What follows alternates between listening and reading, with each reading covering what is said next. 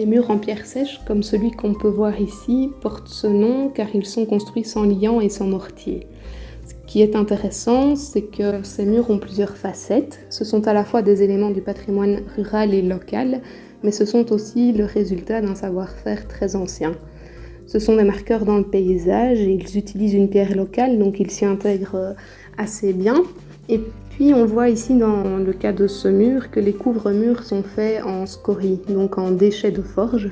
Et donc le mur fait directement référence au passé sidérurgique de Habay et plus précisément des forges du Châtelet. D'ailleurs, le mur clôture une parcelle du domaine du Châtelet. Lorsqu'on regarde ce mur, on voit qu'il y a assez bien de mousse et de fougères.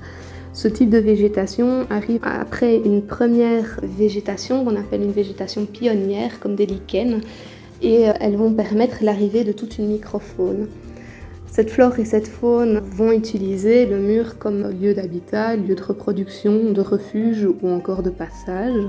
Donc les murs en pierre sèche, en plus d'avoir une dimension culturelle et paysagère, font aussi partie du patrimoine naturel de nos régions et de la commune de Habay.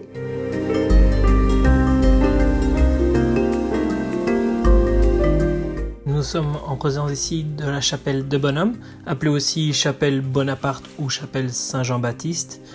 Elle est située à la sortie du village de Habay-la-Neuve, le long de la forêt d'Anlier.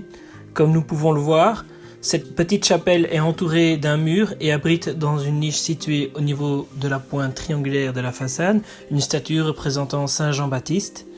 Si nous regardons de plus près la statue, nous observons que le bras droit a été changé suite à un accident il y a quelques années. D'après le cadastre, cette chapelle a été construite vers 1887. D'après la tradition, c'est le baron Alfred de Bonhomme et son épouse Émilie Marie qui l'ont construite suite à un vœu, soit à l'occasion de la naissance de leur premier enfant, Joseph, né le 21 octobre 1882, soit parce que cet enfant avait été guéri d'une maladie grave.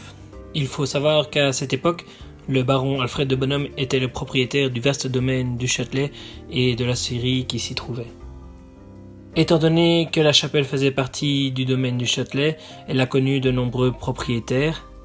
Ce n'est vraiment qu'en 1974 qu'elle devient la propriété communale suite à l'achat du domaine par la commune de Habay au sénateur Ernest Adam.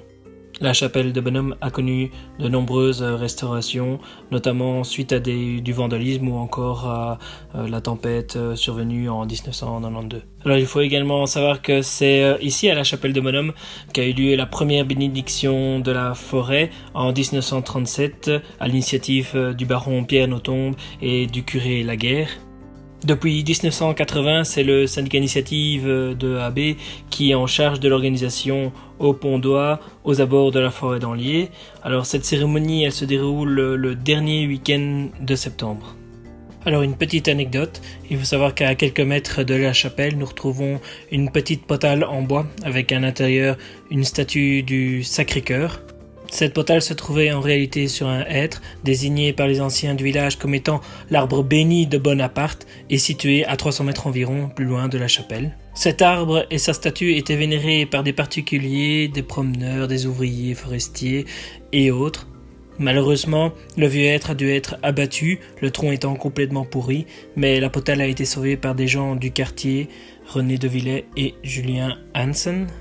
La potale a été placée provisoirement à la chapelle de Bonhomme en attendant de trouver une solution.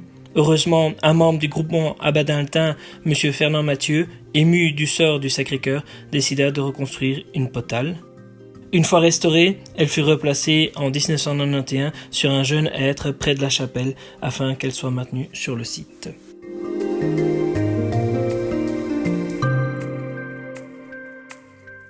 Eh bien, nous sommes ici sur la petite place juste en face de la chapelle de Bonhomme.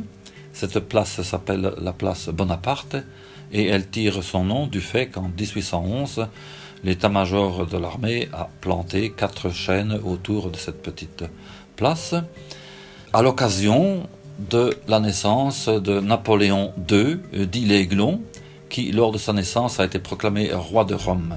Il est le fils de Napoléon Ier et de Marie-Louise d'Habsbourg-Lorraine. Des 4 chênes originaux, il ne reste que 2. Ce sont les 2 chênes qui sont en arrière-plan de cette petite place. Et les deux autres ont été malheureusement abattus. Le premier, suite à des dégâts provoqués par une tempête, et a été remplacé par la commune, et le second dû à sa vieillesse.